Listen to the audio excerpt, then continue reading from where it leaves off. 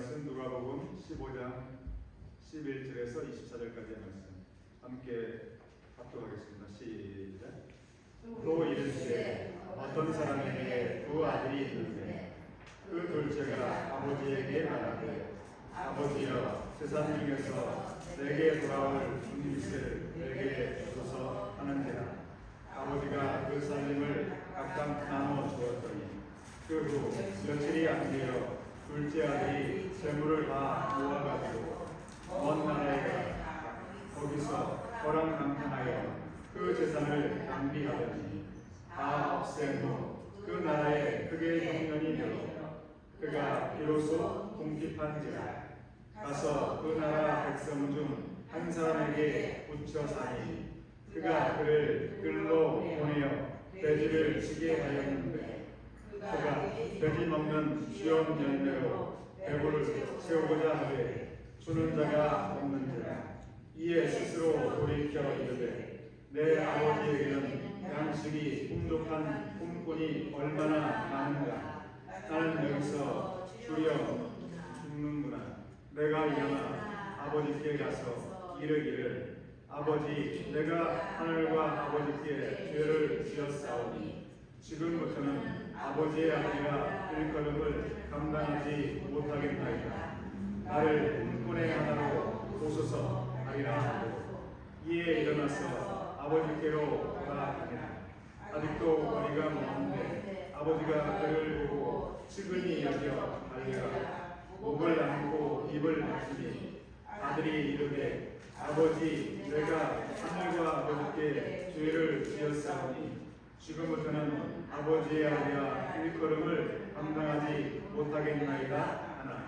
아버지는 종들에게 이르되 제일 좋은 옷을 내다가 입히고 손에 가락지를 끼우고 발에 신을 신기라. 그리고 살찐 송아지를 끌어다가 잡으라. 우리가 먹고 즐기자.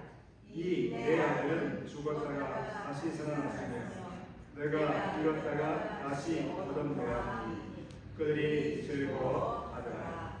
아멘. 하나님의 말씀입니다. 잠시 기도하겠습니다. 아버지 하나님, 복된 주일을 맞이하 특별히 아버지의 날을 맞이하 아버지의 귀한 말씀을 들려주시니 감사합니다.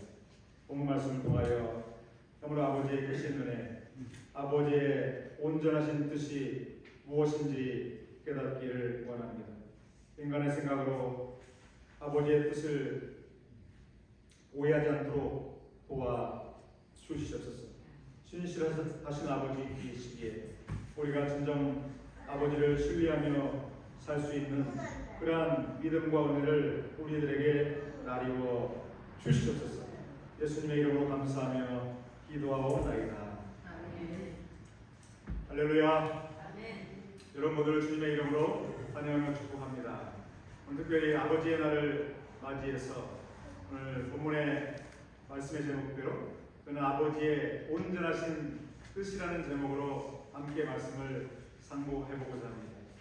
로마서 12장 2절에 보니까요, 너희는 마음을 새롭게 함으로 변화를 받아 하나님의 기뻐하시고 온전하신 뜻을 분별하도록 하라.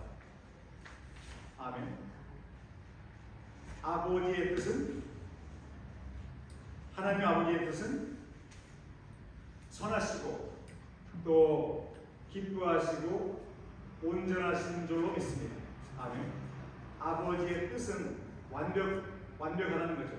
완전 무결하다는 거죠. 그런데 문제는 우리가 아버지의 뜻을 오해하는 일이 참으로 많은 것 같아요. 아버지의 뜻을 오해함으로 말미암아 우리가 지금까지 하나님 아버지를 신뢰했던 그 신뢰감이 무너질 때가 있어요. 특별히 어려운 일을 경험할 때, 특별히 사고를 경험하거나 질병을 경험할 때, 또 악한 사람들이 특세할 때, 고국에도 그렇고 이 나라 민족 전 세계에 보게 되면 악인들이 마치 형통한 것처럼 보일 때가 많습니다. 악인들이 형통하는 것이 하나님의 뜻일까요? 결코 그렇지 않죠. 그런데 아버지의 뜻을 우리가 깨닫지 못하게 되면 마치 악인들이 득세하는 것이 아버지의 뜻인 것처럼 우리가 오해하게 되고 아버지를 신뢰하는 마음이 사라지는 그러한 안타까운 경험들을 하게 됩니다. 지난주에 우리 교회의 영어의 도배에 참석했던 한 여성과 대화를 함께 나눈 적이 있어요. 또 제가 우연한 대화는 아니라고 생각하는데요.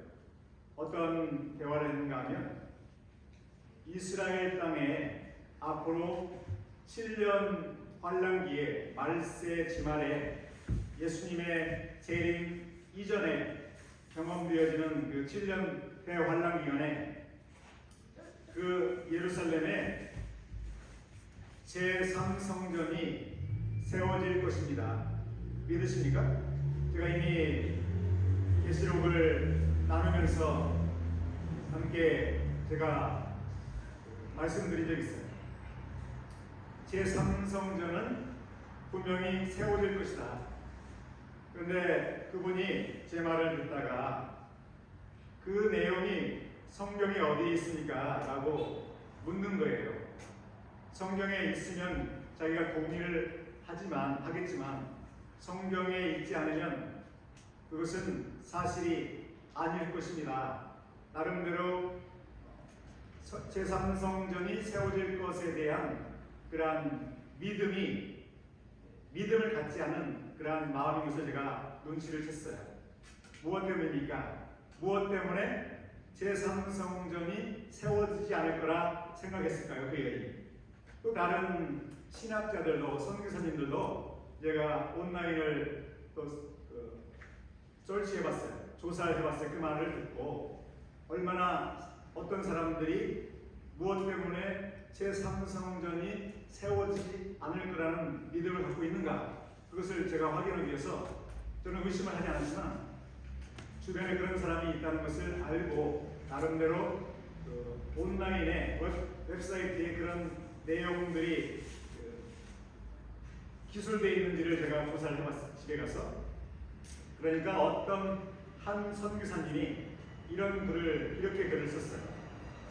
제3성전이 유대인들이 예루살렘의 삼성전을 세우는 것은 하나님의 뜻이 아닙니다.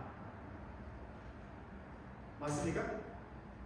제3성전이 유대인들이 기다리고 있는 제3성전이 예루살렘 땅에 다시 세워지는 것은 하나님의 뜻이 절대 아닙니다.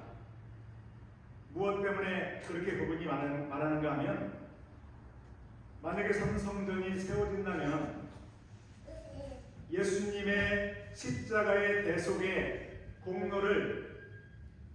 공로가 무의미하게 되기 때문에 그것은 하나님의 뜻이 결코 아닙니다. 그렇기 때문에 제3성전은 세워지지 않을 것입니다. 이렇게 글을 쓴 것을 제가 읽었어요. 나름대로 일리가 있는 것처럼 보이죠. 그러나 유대인들이 이렇게 기도한다고 해요. 유대인들이 지금 성전을 세우기 위해서 열심히 준비하는 가운데 이렇게 기도한다고 해요. 성전이 우리 시대에 신속히 재건되기를 원하시는 당신의 뜻이 이루어지기를 원하나이다. 하나님의 뜻이 이루어지기를 원하는데 유대인들은 제3성전이 무너진 그곳에 다시 세워지는 것이 하나님의 뜻으로 알고 뜻이 이루어지기를 원하나이다. 이렇게 기도한다고 해요. 날마다 정해진 시간에. 그래서 어떤 사람은 유대인들은 특별히 삼성전을 세워지는 것이 삼성전이 세워지는 것이 하나님 아버지의 뜻이라고 생각하고, 또 어떤 선교사님은 목회자들은 제3성전을 세우는 것은 하나님의 뜻이 결코 아닙니다. 이미 예수님께서 이 땅에 오셔서 십자가를 지고 피를 흘림으로 대속을 이루셨기 때문에 더 이상 육체적인 성전은 필요가 없습니다. 그렇기 때문에 그것은 하나님의 뜻이 아니기 때문에 하나님은 허용할 리가 없습니다. 이렇게 말하고 있죠. 그래서 우리는 하나님의 온전하신 뜻, 하나님의 선하시고 기뻐하시고 온전한 뜻이 무엇인지를 알아야 될 줄로 믿습니다. 단 한 가지의 예를 제가 들었어요. 우리 삶 가운데 여러 가지 벌어지는 일들을 통해서 우리가 정말 이것이 무엇이 하나님의 뜻인지를 분별하지 못한다면 우리는 우리의 신앙이 성장되어지지 않고 신앙이 연약해짐으로 말미암아 정말 하나님께서 나를 돌보고 계시는지 나를 정말 인도하고 계시는지를 우리가 착각하고 우리가 미궁 속으로 빠질 가능성이 크기 때문에 저는 오늘 본문의 말씀을 통해서 하나님의 뜻이 무엇인지를 다시 한번 명확히 분별하기로 합니다. 분명 하나님은 뜻은 온전해요. 근데 온전하신 하나님의 뜻은 반드시 이루어 주실 줄로 믿습니다. 그런데 삼성전을 세우는 것은 결코 하나님의 뜻은 아니죠. 이미 예수님께서 그 역할을 감당하셨기 때문에. 그러나 하나님의 뜻은 아니지만 오늘 본문의 말씀에 나온 것처럼 자식에게 아직도 육신이 건강한 상태의 아버지가 언제 임종할지 모르는 아버지가 자신의 재산을 상속시키는 것은 아버지의 뜻일 수가 없죠. 아멘. 그럼에도 불구하고 아버지는 간구하는 아들의 요구를 들어줘요. 아버지의 뜻이기 때문에 들어주는 것이 아니라 아들이 끊임없이 졸르고 아버지를 또 못살게 굴고 이런 그 아들의 입장을 전혀 무시할 수 없기 때문에 아버지가 허용하는 것이죠. 그래서 허용하는 것과 아버지의 뜻과는 달라요. 그러나 결국 아버지는 아버지의 온전하신 뜻을 이루어 완성해 주시는 줄로 믿습니다. 다시 유대인들의 얘기로 돌아가게 되면 왜 하나님께서 원하시지 않는 그 뜻임에도 불구하고 유대인들이 매일같이 모여서 기도하면서 아버지의 뜻이 아님에도 불구하고 마치 그것이 아버지의 뜻인 것처럼 우리가 기다리는 그 성전을 속히 재건할 수 있도록 허락해 주십시오라고 기도할까요? 오해로 말미암은 거죠. 아버지의 뜻이 아닌데 그럼에도 불구하고 아버지는 그들의 간구를 들어주세요. 응답을 허용해 주시는 거죠. 정말 유대인들이 볼 때 과거의 제1성전 솔로몬 성전이 무너지고 또다시 재건된 스룹바벨 성전을 재건했지만 스룹바벨 성전도 오래 가지 않아 로마 군대에 의해서 무너지게 되죠. 그렇다면 정말 그 성전 재건이 아버지의 뜻이라면 아버지는 빠른 시일 내에 제3성전을 수축할 수 있도록 허락하셨을 거예요. 그럼에도 불구하고 삼성전은 여전히 2000년이 가까이 지남에도 불구하고 세워지지 않고 있죠. 무엇 때문일까요? 아버지의 뜻이 아닌 것을 간접적으로 우리가 이해할 수 있게 되죠. 그럼에도 불구하고 그는 끊임없이 제3성전을 세우고자 준비하고 있어요. 무엇 때문에 그러면 하나님께서는 아버지의 뜻이 아님에도 불구하고 그들에게 허용하시는가? 그들로 하여금 또 한 번의 실패를 경험하는 기회를 허락하시는 거죠. 아멘. 한 번의 기회를 또 한 번 허락하심으로 말미암아 그들이 진정으로 하나님의 뜻이 무엇인지를 깨달을 수 있는 기회를 허락하시기에 제3성전의 역사를 하나님께서 허락하실 줄로 믿습니다. 오늘 본문을 보게 되면 둘째 아들이 아버지께 이렇게 간청을 해요. 12절에 보니까 아버지에게 말하되 아버지여 아버지의 재산 중에서 내게 돌아올 분깃을 제게 돌아올 그 몫을 3분의 1의 몫을 큰아들은 3분의 1 작은 아들은 3분의 1 이런 그 신명기에 나오는 그러한 상속의 규정에 따라서 아들에게 아버지가 분깃을 허락하는 것을 규정하고 있기 때문에 규정에 의해서 저에게 돌아올 그러한 유산의 일부를 제게 주십시오. 이렇게 아들이 간청을 해요. 아버지가 듣고 오케이 내가 분깃을 내게 줄 것이다라고 바로 응답했을까요? 이 본문에는 바로 응답한 것처럼 보여요. 아버지가 그 살림을 각각 나누어 주었더니 이 내용만 본다면 그 간구를 듣고 단번에 아버지가 아들의 말에 화답하는 것처럼 보이지만 결코 그럴까요? 그렇지 않겠죠. 여러분 아버지로서 어머니로서 자녀들이 부당한 요구를 할 때 정말 분에 넘치는 그러한 요구를 할 때 하루아침에 당장 그 아들과 딸의 그 요구를 들어주십니까? 절대 그렇지 않죠. 비록 우리들이 선하지 않을지라도 예수님께서 말씀하신 대로 너희가 악할지라도 자식에게는 좋은 것을 줄 줄 알거든. 좋은 것을 주는 부모일지라도 부당한 것을 그에게 주어서 되지 않는 것을 칼을 자녀에게 주지 않죠. 그래서 당장 꾸짖을 거예요. 꾸짖을 것이 분명해요. 얘야, 네가 지금 나에게 요구하는 것이 무엇인지 내가 아느냐? 라고 깨닫게 하고 또 타이르고 또 필요하면 윽박지르기도 하고 또 나름대로 회초리도 되고 그런 많은 시간들을 거쳐서 결국은 주지 않으면 안 될 그런 상황 가운데 아버지의 마음에 합당하지 않지만 기뻐하는 그런 아버지가 아니지만 결국은 아버지가 그 아들의 간구에 끊임없는 간구에 응답을 하죠. 그래서 아버지가 살림을 나누어 주었습니다. 그 아들이 아버지로부터 받고자 하는 그 유산은 그가 목적을 가지고 요구한 거죠.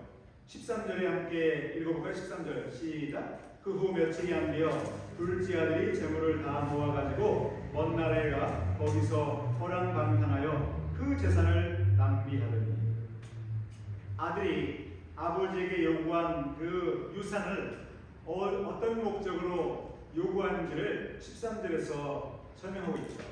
아들이 아버지의 품을 완전히 멀리 떠나서 아버지와 연락을 할 수 없는 연락이 되지 않는 그 먼 곳에 나가서 자기 뜻대로 뭔가 그 재물을 사용하고자 하는 그것을 나름대로 투자를 하고 나름대로 뭔가 불리기 위한 그런 목적이 있었겠지만 결국은 그 재물을 어떻게 사용했는가? 허랑방탕하게 그 재물을 낭비했다. 그 아버지의 뜻과는 전혀 어긋난 그런 용도로 재물을 탕진하게 되었습니다. 그럼에도 불구하고 아버지는 아들의 간구에 응답했어요. 무엇 때문입니까?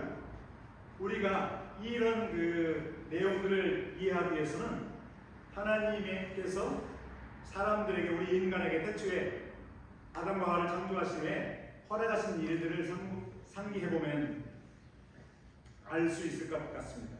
아담과 하와에게 하나님께서는 선악을 알게 하는 나무의 열매를 결코 먹지 말라. 그것을 먹는 날에는 너희가 정령 죽음을 당하리라 말씀하셨죠. 그 선악을 알게 하는 나무의 실과를 먹는 일을 방지하셨어요. 만약에 그것을 허락하지 않았다면, 선악을 알게 하는 나무를 만들지 않았다면 아담과 하와는 전혀 그것을 먹을 수 없었겠죠. 왜냐하면 완전한 미연의 방지이기 때문에. 그럼에도 불구하고 아담과 하와에게 굳이 선악을 알게 하는 나무를 이미 만드셨고 그것을 위험성에 대해서 말씀하셨어요. 이것을 먹는 날에는 정녕 죽으리라. 무엇 때문에 그런 일을 하셨는가 하면 사람의 어떤 구조적인 성품 때문에 그렇죠. 하나님께서 인간을 창조하실 때 허락하신 그러한 성품 때문에 하나님의 모양대로, 삼위일체 하나님의 모양대로 영과 혼과 육으로 삼위일체로 만드셨죠. 사람을 창조하실 때 하나님처럼 모양대로 만드신 것은 하나님의 존재 방식대로 만드셨다는 거죠. 영과 혼과 육으로 만드셨고 또 하나님의 형상을 따라 만드셨는데 인격체로 만드셨어요. 자유의지를 가진 인격체로 스스로 인격을 수유한 하나님처럼 지성과 감성과 의지가 있는 인격체로 사람을 만드셨기 때문에 무엇인가를 허락하실 때 강제적으로 허락하지 않으시고 그 인격을 존중함으로 그 하나님의 뜻에 따라 온전하신 길로 나아갈 수 있는 그러한 성품을 하나님께서 부여하셨다는 거죠. 오늘 본문에 나오는 아버지가 아들에게 그 재산을 허락한 것은 그의 자유의지를 존중하는 거예요. 만약에 자유의지를 존중하지 않았다면 끝까지 아들의 선택에 동의하지 않고 끝까지 재산을 그에게 물려주지 않았을 거예요. 아멘.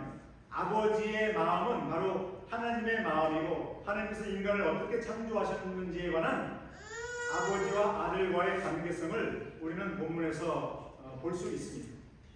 우리가 많은 악한 일을 경험하죠. 고국의 어떤 대선을 통하여 정말 우리가 기대하지 않는 그러한 정권이 이제 들어섰다라고 생각하시는 분들은 왜 하나님께서는 왜 그러한 악한 정부를 허락하셨습니까?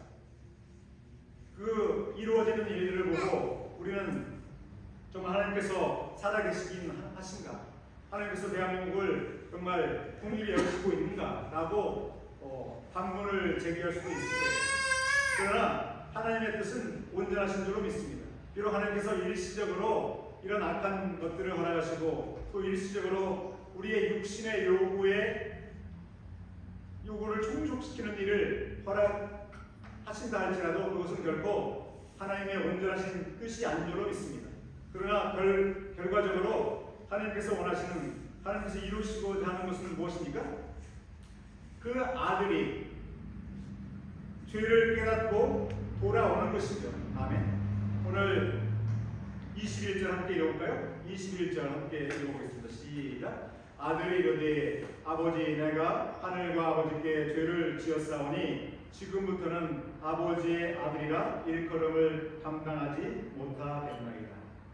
아들이 그 많은 재산을 탕진하고 나서 그제서야 비로소 자신의 선택이 무엇이었는지, 왜 아버지의 선하신 뜻을 자기가 순종하지 않고 억지를 부림으로 말미암아 아버지로 하여금 어쩔 수 없이 자기에게 그러한 재산을 상속하셨는지를 그가 깨닫게 되죠. 그가 허랑방탕함으로 말미암아 재산을 탕진하고 또 여러 가지 어려운 기근으로 말미암아 자신의 어떤 생계조차 지탱하지 못하는 그러한 그 어려운 경험을 통해서 그가 현실을 깨닫게 되죠.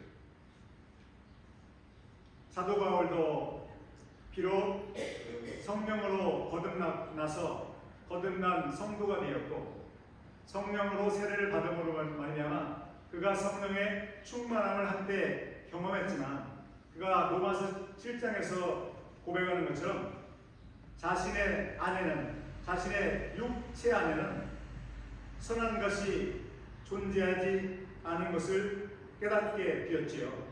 성령 충만할 때에 육신의 소욕을 누르고 성령을 따라 행함으로 말미암아 그의 사역을 바로 감당했지만 때때로 그가 항상 성령의 충만함을 경험하지 못할 때에 그러한 육신의 소욕을 쫓아 행하는 자신의 모습을 바라보게 된 거죠. 무슨 말씀입니까?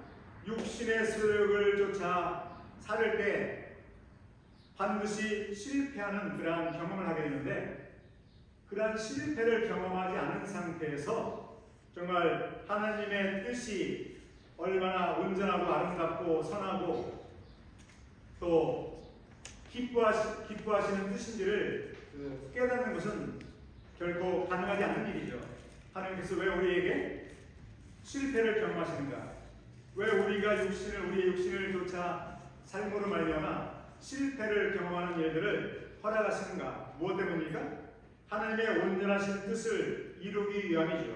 그 실패를 경험하지 않는다면 우리가 우리의 허물진 그러한 모습을 우리가 깨닫지 못하고 여전히 교만하고 하나님 없이도 내가 살아갈 수 있다고 착각하기 때문에 하나님은 우리에게 정말 그러한 아픈 그러한 경험들, 그러한 체험들을 굳이 허락하시는 줄로 믿습니다.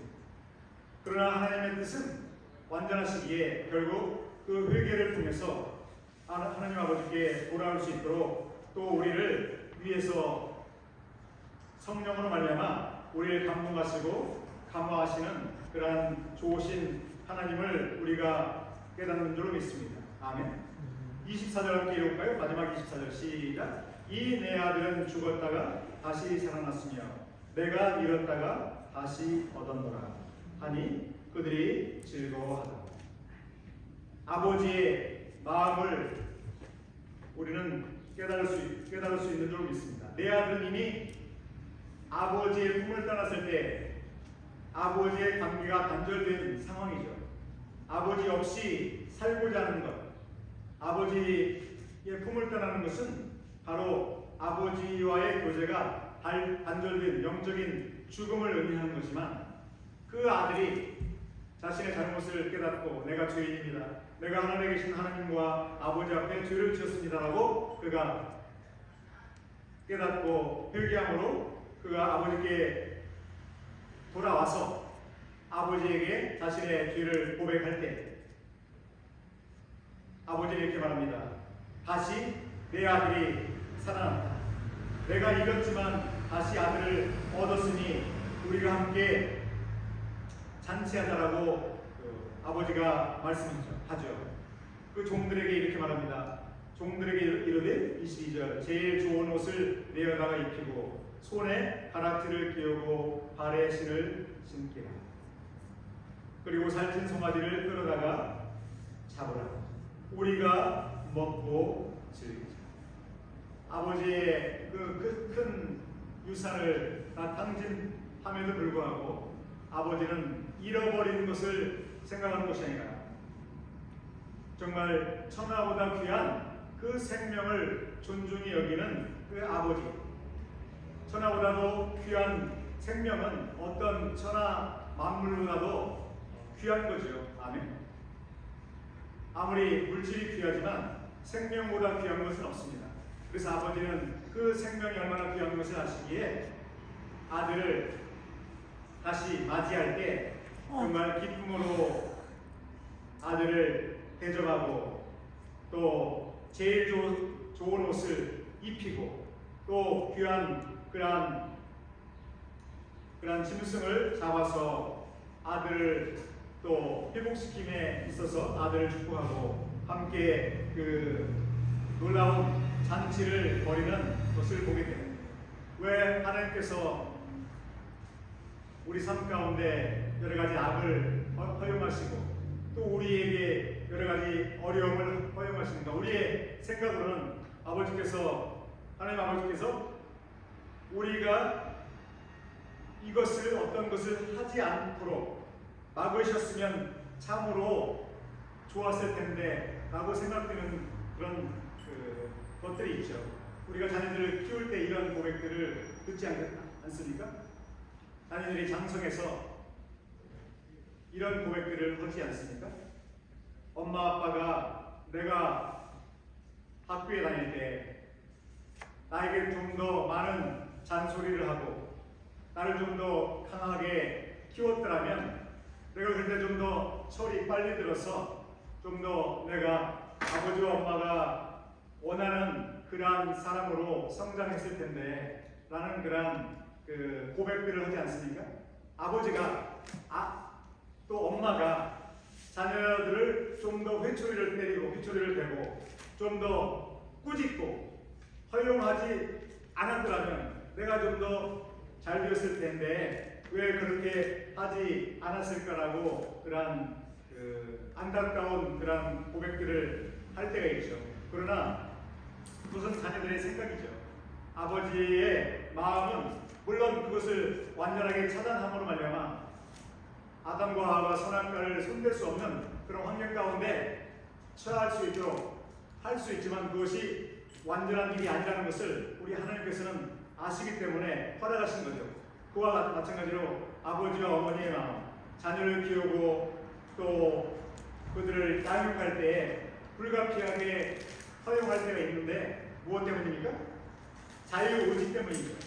그가 이것을 경험하지 않으면 결코 진리를 깨달을 수 없고 아버지의 마음, 어머니의 마음을 이해할 수 없는 그러한 수준이기 때문에 육신을 추구하는 삶을 포기하지 않기 때문이니 그의 실패를 통해서 더 값진 것을 얻을 수 있도록 우리가 허용하는 그러한 경험들을 하게 됩니다.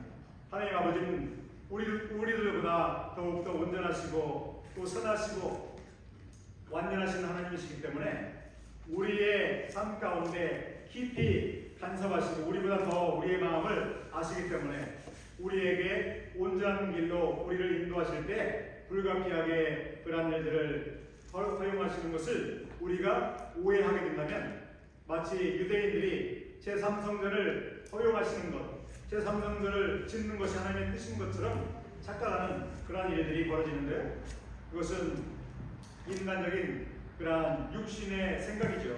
육신의 생각은 사망이지만 하나님의 생각, 성령의 생각은 영생인조로 있습니다.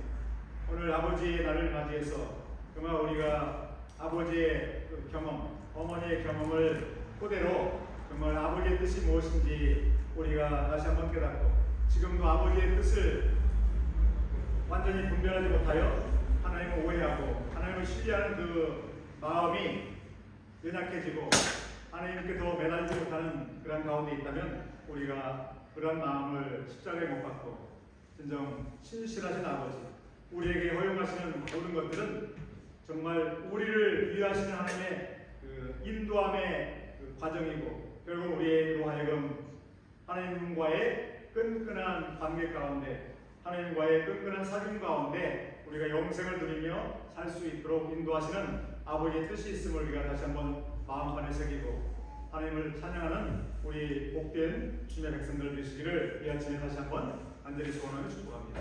아멘. 기도하겠습니다. 아버지 하나님, 우리 삶 가운데 벌어지는 크고 작은 일들, 우리가 때때로 극복할 수 없는 어려운 일들을 만날 때 과연 하나님 아버지께서 나의 보호자가 되시고 나의 산성이 되시며 나를 끝까지 책임지시는 아버지인지를 의심할 때가 많이 있었습니다. 주여, 하지만 하나님 아버지는 결국 우리의 육신의 생각과는 전혀 다른 온전하신 아버지인 줄로 믿습니다. 비록 어려움을 허락하시고 아픔을 허락하시고 악한 자들을 허락하시는 것처럼 보이지만 결코 하나님은 우리를 온전한 길로 선한 길로 인도하시는 아버지인 것을 우리가 고백하며 감사를 드립니다. 눈에 보이는 것들, 우리에게 경험되어지는 것들로 인하여 아버지를 불신하고 원망하고 지금까지 간절히 간구했던 간구를 중단하는 어리석은 삶을 살지 않도록 도와주옵소서. 예수님께서 아버지에게 간구한 것처럼 내 뜻대로 마시옵고 아버지의 원대로 되기를 원하나이다. 주님, 우리를 향하신 크신 뜻이 이 땅 가운데서 온전히 이루어지기를 간절히 원합니다. 아버지여, 우리가 결코 낙심하지 않게 하시고 아버지의 뜻이 이루어지기를 원하며 그 하나님의 말씀을 분별함으로 끝까지 주의 뜻을 순종하는 우리 모두가 될 수 있도록 축복하여 주시옵소서. 우리 구주 예수님의 이름으로 감사하며 기도합니다.